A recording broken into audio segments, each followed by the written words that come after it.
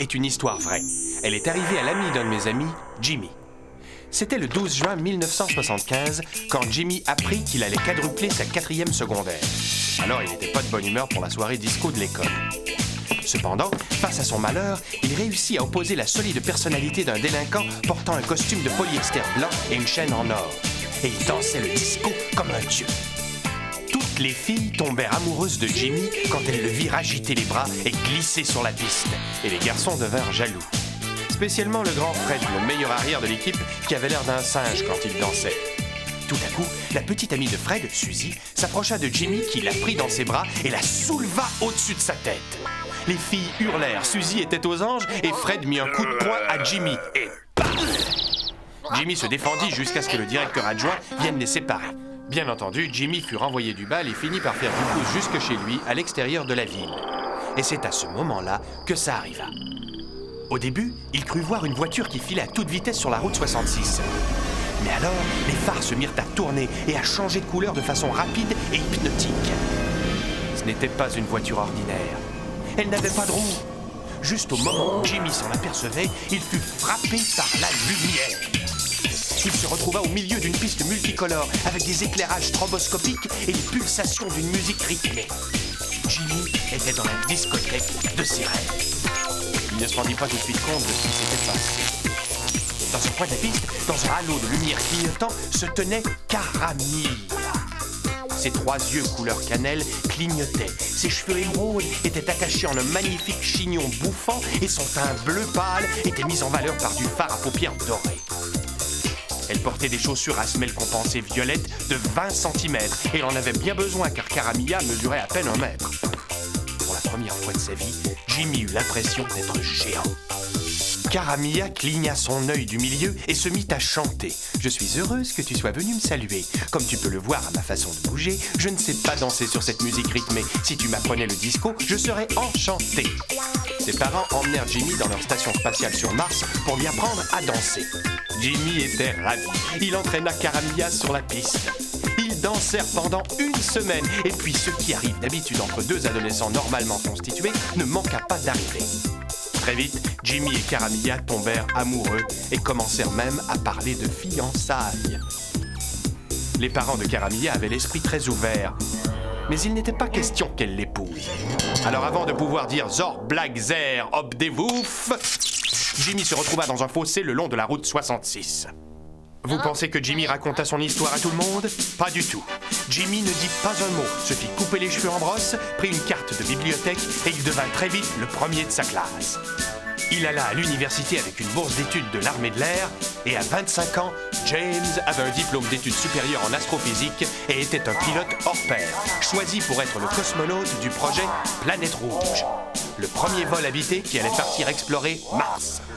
Pendant les 12 premiers mois dans la navette Planète Rouge, il ne se passa rien. Mais le 12 février, la navette passa derrière Mars. Il n'y eut aucune communication avec le vaisseau pendant 3 heures. Quand le module sortit de derrière la Planète Rouge, les seuls sons qui provenaient du module étaient la bande originale de La fièvre du samedi soir. Et quand la capsule amérit dans le Pacifique Sud, elle était vide.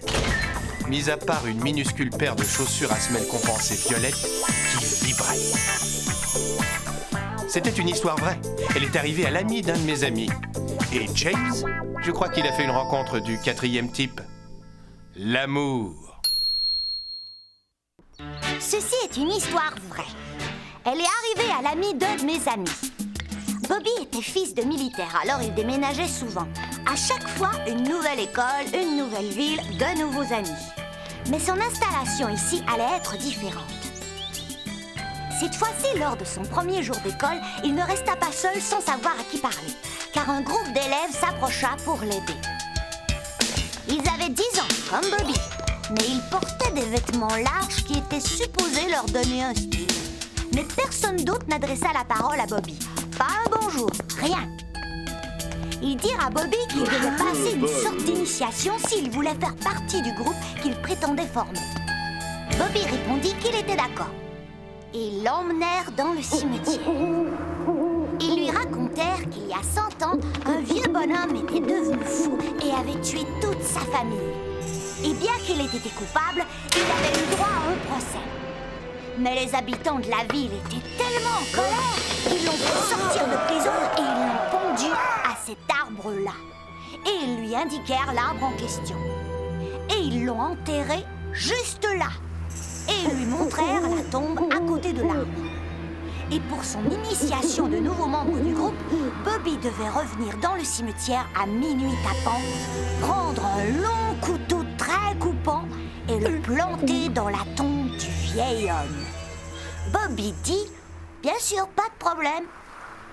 Comme par hasard, c'était une nuit où la lune était basse à l'horizon et les nuages glissaient dans le ciel, alors toutes les ombres semblaient prendre vie. Mais Bobby avait vraiment envie de se faire des amis, alors il décida d'y aller. Il s'avança vers la tombe et s'arrêta devant. Les ombres semblaient se resserrer autour de lui. C'est alors qu'il entendit un gémissement vraiment terrifiant. Ouh! Son sang se glaça. Le gémissement devint plus fort, plus étrange. Il semblait venir de la tombe. Bobby se dit que ça devait être les autres élèves qui s'étaient cachés pour lui faire peur. Mais à ce moment-là, un gros nuage noir s'avança et se plaça juste devant la lune. Il faisait vraiment très très sombre.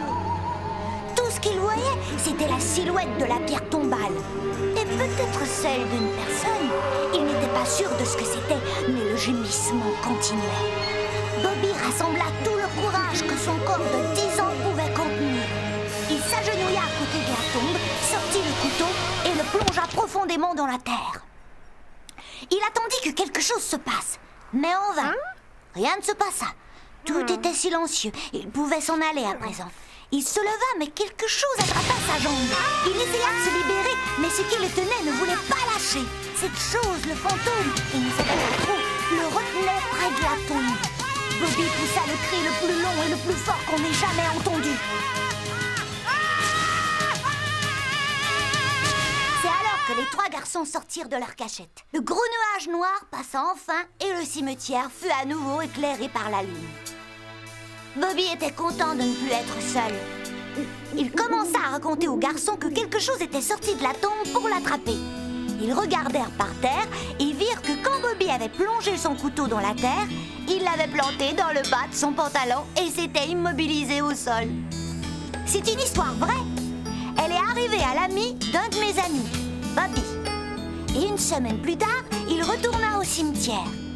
Mais cette fois-ci, c'est lui qui se cacha derrière une pierre tombale et qui gémit.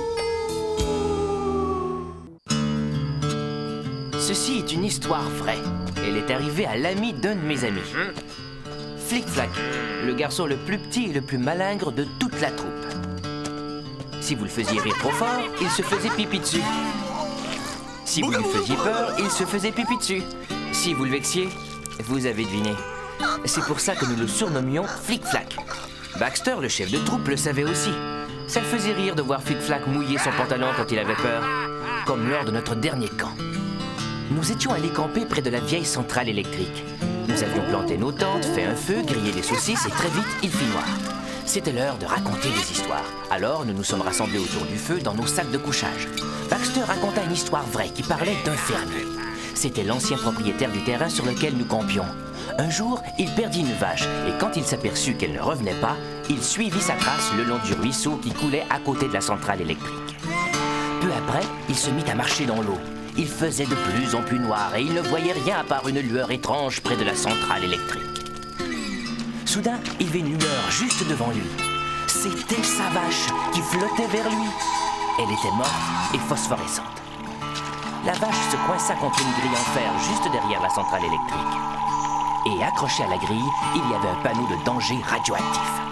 Le fermier regarda sa montre et quand il remonta sa manche, son bras commença à devenir jaune phosphorescent. Il était devenu le monstre fluo. Baxter agita ses mains devant Flic-Flac. Elles étaient couvertes de peinture fluo. Flic-Flac hurla, Baxter rigola et vous pouvez deviner ce que Flic-Flac fit à l'intérieur de son sac de couchage. Baxter dit à tout le monde d'aller se coucher, mais nous voulions tous savoir ce qui était arrivé au fermier. Tous, sauf Flic-Flac, qui essayait de faire sécher son sac de couchage. Baxter raconta que le fermier erra dans les bois en arrachant les bras des campeurs pour manger les pastilles fluorescentes de leur montre. Baxter disparut dans sa tente, puis demanda tout fort si quelqu'un pouvait lui donner l'heure. Nous allions tous regarder nos montres, mais Flic-Flac hurla et mouilla le short qu'il venait juste d'enfiler. Alors nous décidâmes de ne pas regarder l'heure. Nous entendîmes Baxter rire quelque part dans le noir.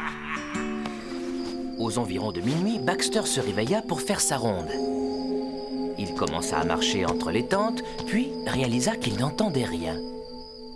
Il regarda dans les tentes, elles étaient vides. Il se dirigea vers le lit asséché de ruisseau et le suivit. Il cria le nom des garçons et commença à être un peu inquiet. Où était-il passé? Il faisait nuit noire et ce terrain avait bien appartenu à un fermier. Et il y avait bien eu des expériences bizarres à la centrale électrique. Tout à coup, Baxter se trouva devant la grille, derrière la centrale électrique, avec le panneau de danger radioactif rouillé. Et là, à environ 1 mètre du sol, il y avait une lueur fluorescente. Et elle avançait vers lui. Baxter se figea. Il était sûr que c'était le fermier, le monstre fluo. Baxter enleva vite sa montre. Prenez-la, prenez-la, ne m'arrachez pas les bras. Une main jaune fluorescente prit sa montre. Puis une autre lueur, puis une autre, puis une autre encore. Comme des petites boules de lumière, il régnait un silence de mort. Mis à part un bruit d'eau qui goutte, ou bien était-ce quelqu'un qui se faisait pipi dessus? Toutes les lumières se dirigèrent vers Baxter, et puis vers ses pieds. Et Baxter entendait le bruit qu'il craignait le plus. Le bruit des rires de ses campeurs. Et c'est Flic-Flac qui riait le plus fort. Hey, c'est une histoire vraie. Elle est arrivée à l'ami d'un de mes amis, Steve, qu'on surnommait Flic-Flac, mais plus maintenant. On a gardé ce surnom pour notre chef de troupe. Ceci est une histoire vraie. Elle est arrivée à l'ami d'un de mes amis, Jerry. Je pense qu'il avait vu trop d'épisodes de la base spatiale de Mars, parce qu'il faut parfois se demander, est-ce que c'est un phénomène paranormal ou bien suis-je paranoïaque? Il était persuadé qu'il y avait des monstres partout. Un soir que Jerry promenait son chien Léonard, il passa à côté de cette vieille maison lugubre, rue des Mûriers. Il jeta un œil par le soupirail. Ce n'était pas un voyeur, mais ce qu'il vit lui fit dresser les cheveux sur la tête. La pièce était couverte de sang frais du sol au plafond. Soudain, la porte de la maison s'ouvrit. Jerry et Léonard se cachèrent derrière des buissons.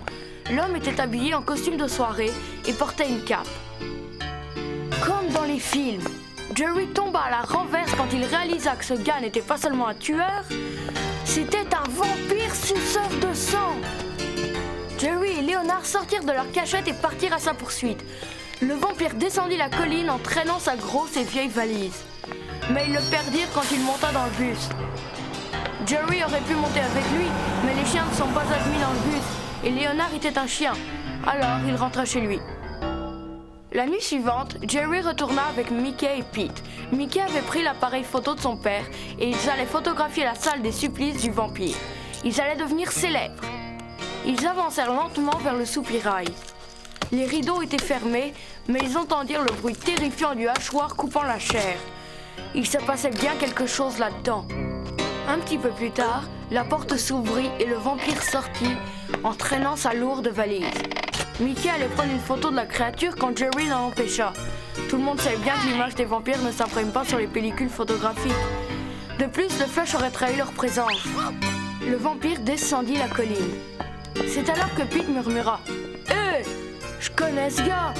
C'est Monsieur Alucard, le serveur en chef du restaurant branché à l'autre bout de la ville. Ce n'est pas un vampire. Tous les serveurs de ce restaurant portent ce costume. » Mickey était très en colère. « Ce gars est un serveur! Tu m'as fait venir jusqu'ici pour prendre la photo d'un serveur ?» Il se faisait tard, alors Mickey et Pete rentrèrent chez eux. « Tu parles d'amis. »« C'est un vampire !» Mais les deux garçons continuèrent leur chemin. Jerry sauta dans le bus suivant et descendit devant le restaurant.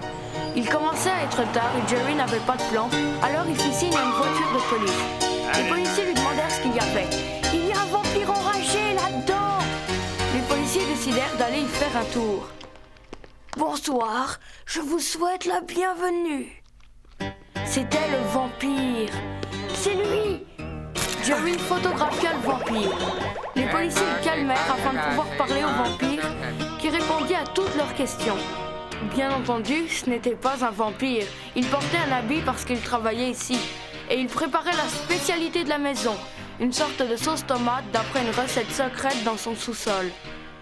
Jerry dit aux policiers qu'il était désolé et ils partirent. Monsieur Alucard offrit un verre de jus de tomate à Jerry. Jerry en but une gorgée et recracha tout de suite le jus. Ce n'est pas du jus de tomate. Non, c'est du jus de légumes, très épicé. Jerry but une autre gorgée. Vous savez, c'est très bon. Il finit son verre et rentra chez lui. C'est une histoire vraie. Elle est arrivée à l'ami d'un de mes amis.